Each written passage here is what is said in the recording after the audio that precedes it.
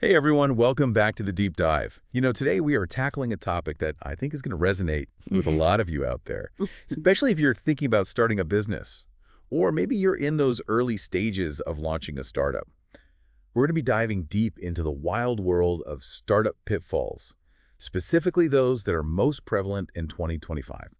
And to guide us through this treacherous terrain, we're going to be using the article, Avoid These Startup Pitfalls at All Costs in 2025. Yeah, this piece is really a gem. It's packed with insights and practical tips.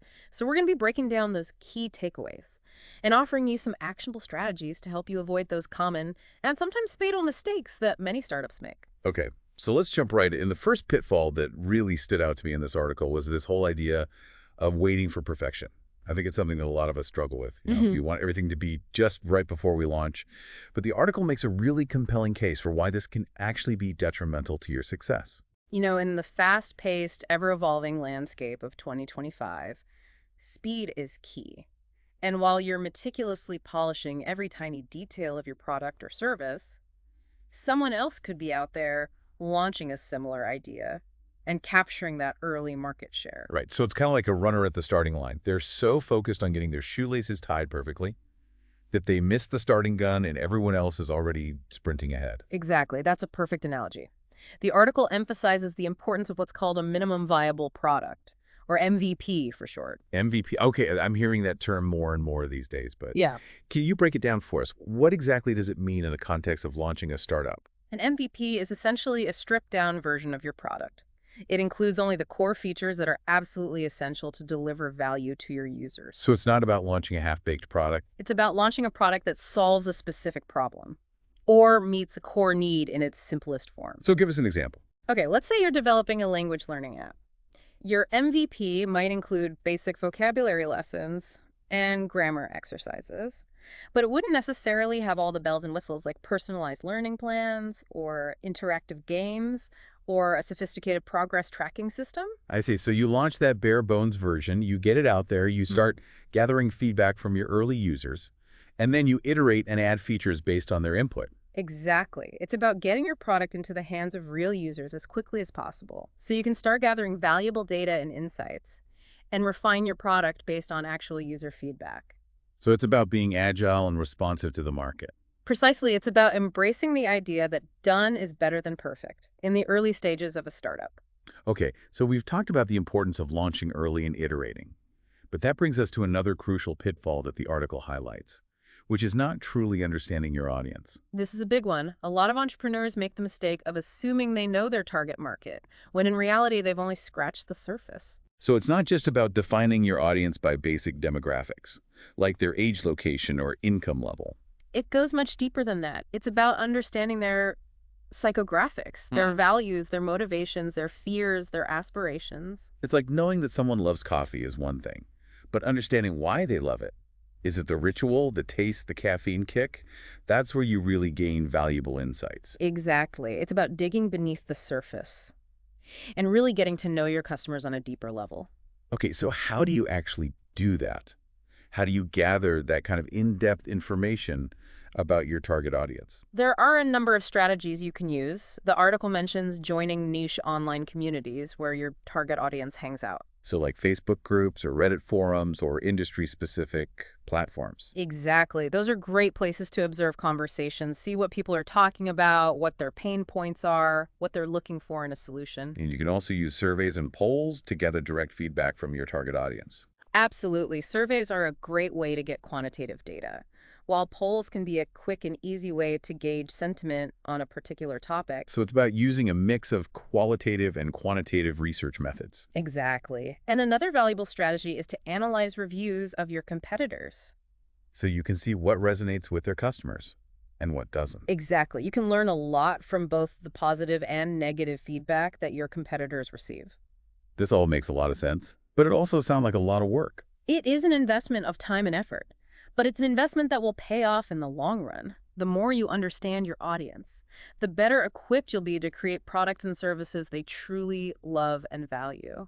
I think a lot of entrepreneurs, especially when they're first starting out, they get so caught up in the excitement of their idea that they forget about the practicalities of actually making money. It's easy to get swept up in the passion and the vision, But the reality is you can't build a sustainable business without a solid financial foundation. Right, passion doesn't pay the bills. Exactly. So before you even launch your product or service, you need to have a clear revenue model in place. A revenue model, okay, what does that mean in practical terms?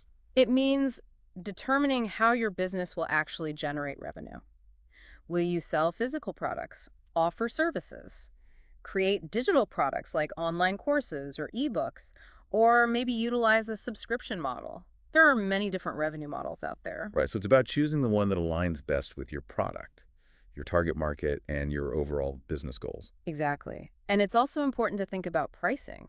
How much are your customers willing to pay for your product or service? And what are your costs of production or delivery? Right, you need to make sure you're pricing your products or services in a way Yeah. that allows you to cover your expenses and make a profit. Exactly. It's about finding that sweet spot where you're offering value to your customers, but also ensuring the financial viability of your business. I think a lot of entrepreneurs, especially creatives, feel uncomfortable talking about money. It can feel icky or uninspiring, but the reality is that money is the lifeblood of any business, and it's something you need to be comfortable discussing. And there are tons of resources available to help entrepreneurs develop realistic revenue plans. Absolutely. There are financial advisors, online courses, mentorship programs. There's no shortage of support available. Okay, so we've talked about perfectionism, we've talked about understanding your audience, and we've talked about the importance of having a solid revenue model in place. Let's move on to another pitfall that can really trip up entrepreneurs, especially in those early stages. It's the tendency to try to do everything yourself. Oh, yes, the classic superhero syndrome.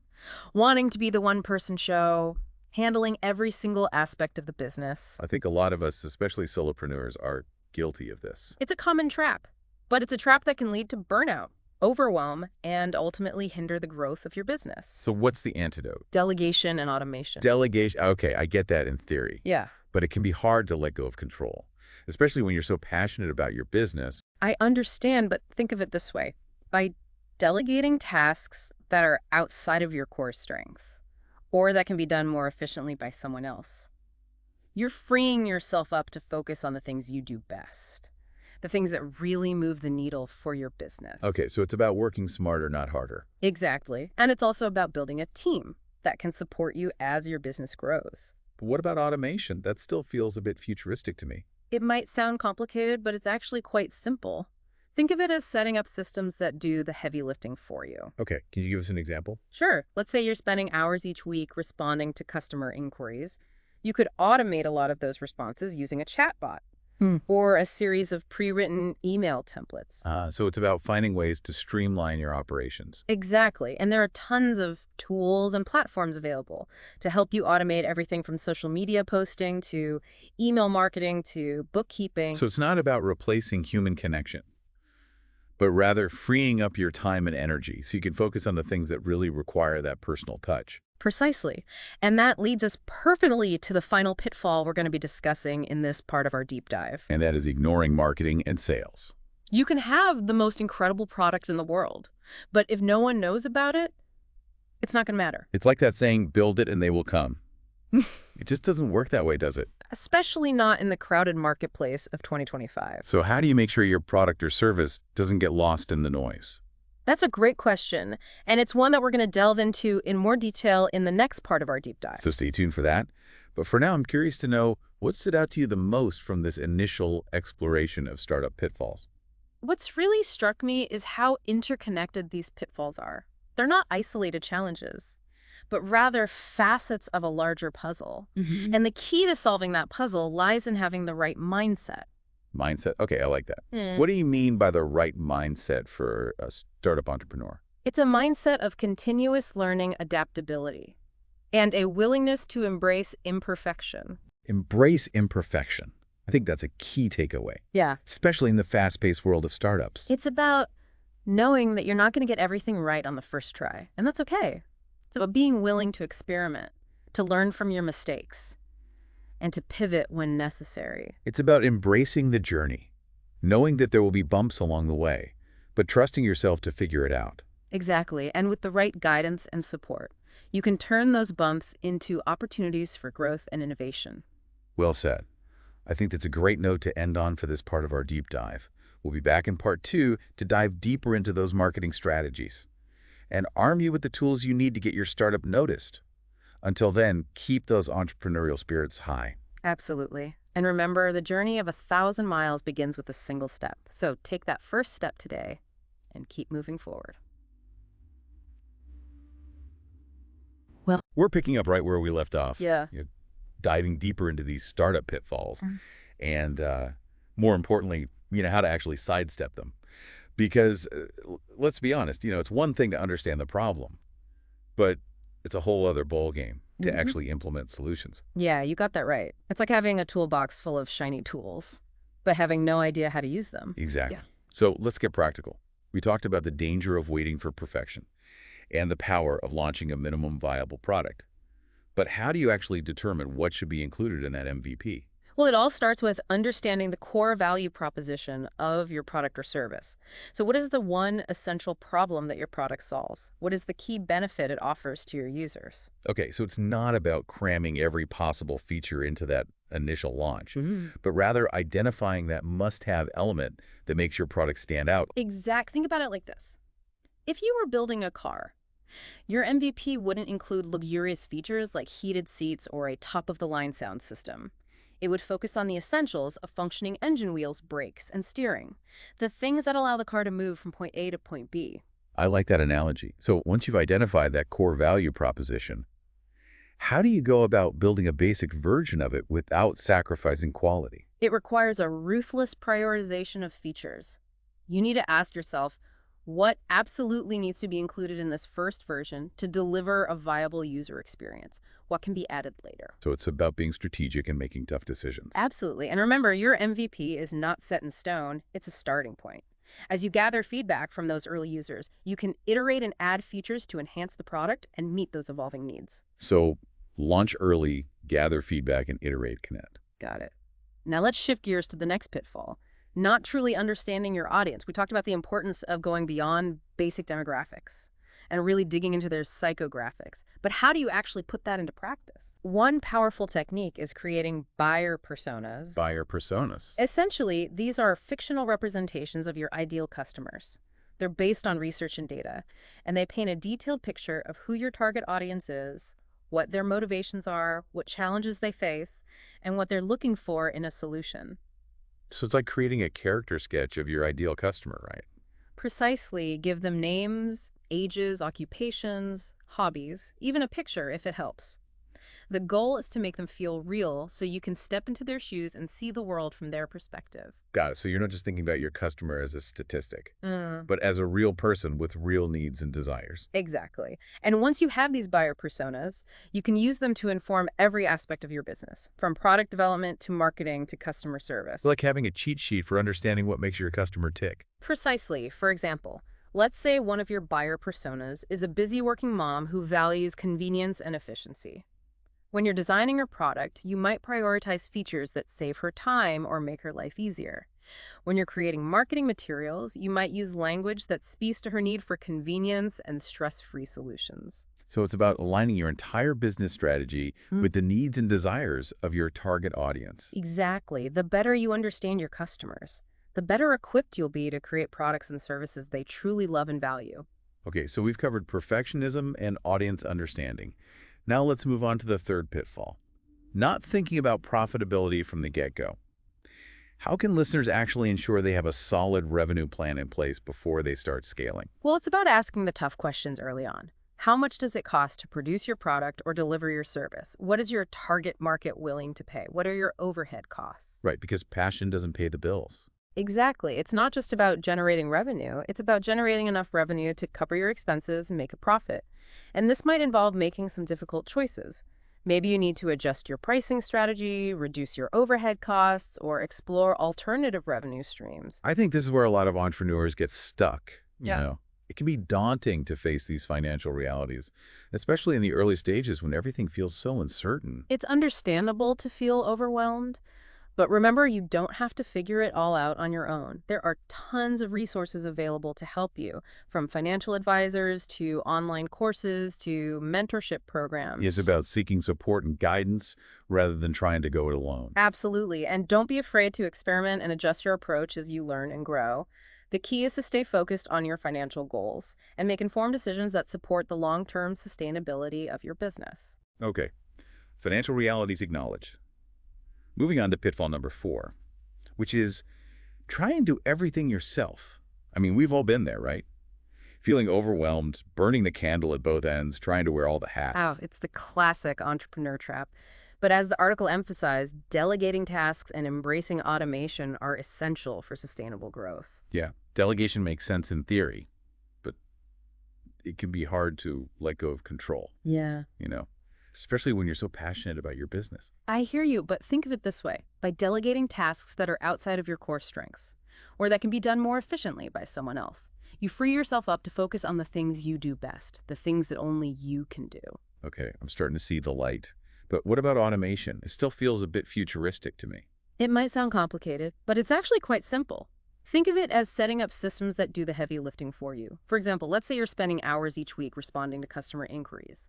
You could automate a lot of those responses using a chatbot or a series of pre-written email templates. So it's about finding ways to streamline your operations and free up your time and energy. Exactly. And there are tons of tools and platforms available to help you automate everything, from social media posting to email marketing to bookkeeping. It's about working smarter, not harder. Precisely. And by delegating and automating, you not only reduce your workload, but you also create systems that can scale as your business grows. So you're essentially building a foundation for future success. Exactly. And that brings us to our final pitfall, which in many ways is the culmination of all the others: ignoring marketing and sales. Right. You can have the most amazing product or service in the world, but if no one knows about it, it's not going to matter. It's like that saying, if a tree falls in a forest and no one is around to hear it, does it make a sound? Hmm. In the business world, if you launch a product and no one knows about it, does it even exist? Haha. That's a great analogy. Mhm. So how do you make sure your product doesn't fall silently in the forest of the marketplace? What are the most effective marketing strategies for startups in 2025? That's what we'll be diving into in part 3 of our deep dive. We'll explore the power of content marketing, social media, email marketing, and even some of the latest trends in influencer marketing and paid advertising. Stay tuned. Welcome back to the deep dive. We're ready to tackle the final frontier in our exploration of startup pitfalls, marketing, and sales. Yeah, in the previous parts, we laid the groundwork, understanding your audience, defining your revenue model, building a solid foundation. But now it's time to spread the word. It's time to attract those all-important customers. Precisely. It's time to shift from building to sharing, from creating to connecting. So where do we begin? In 2025, the marketing landscape is vast and ever-evolving. How can our listeners cut through the noise and reach their target audience effectively? Well, one of the most powerful strategies for startups, especially in the digital age, is content marketing. Content marketing. It sounds a bit broad. It is, in a sense. Content marketing encompasses any form of content. Blog posts, videos, social media updates, podcasts even. That provides value to your audience, builds relationships, and ultimately positions you as an authority in your niche. So it's not just about blatant self-promotion. No, it's about providing valuable information, educating your audience, and entertaining them. Think about it like this. Instead of interrupting people with ads, you're attracting them with content they actually want to consume. So it's about becoming a trusted resource, a go-to source for information in your field. Exactly. And the key here is consistency. You need to create and share high-quality content on a regular basis to keep your audience engaged and coming back for more. It's like building a library of valuable resources that attracts your ideal customers. Precisely. And the beauty of content marketing is that it's a long-term strategy. It's about building a loyal following, nurturing relationships, and establishing your brand as a leader in your industry. So content marketing is a must. What about social media? It's still relevant in 2025, right? Yeah, absolutely. Social media is an incredibly powerful tool for connecting with your audience, building community and driving traffic to your website or landing pages. But with so many platforms to choose from, where should startups focus their efforts? Well, it depends on your target audience. You need to research where your ideal customers spend their time online. Are they on Instagram, TikTok, Twitter, LinkedIn, or maybe a niche platform specific to your industry? Okay, so once you know where they hang out, You can tailor your content and your approach to each platform. Exactly. And remember, social media is all about engagement. It's a two-way street. Don't just broadcast your message. Interact with your followers, respond to comments, ask questions, and create conversations. Right. It's about building relationships, not just racking up followers. Precisely. And speaking of relationships, let's not forget about the power of email marketing.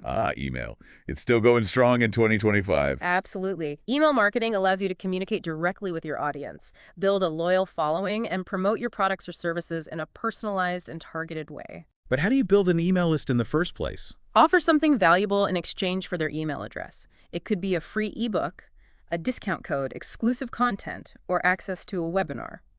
Think about what would genuinely entice your target audience to hand over their email address. Right. So it's all about providing value upfront, building trust, and nurturing those relationships over time. Exactly. And once you have their email address, treat it like gold. Respect their inbox, send valuable content regularly, and personalize your messages as much as possible.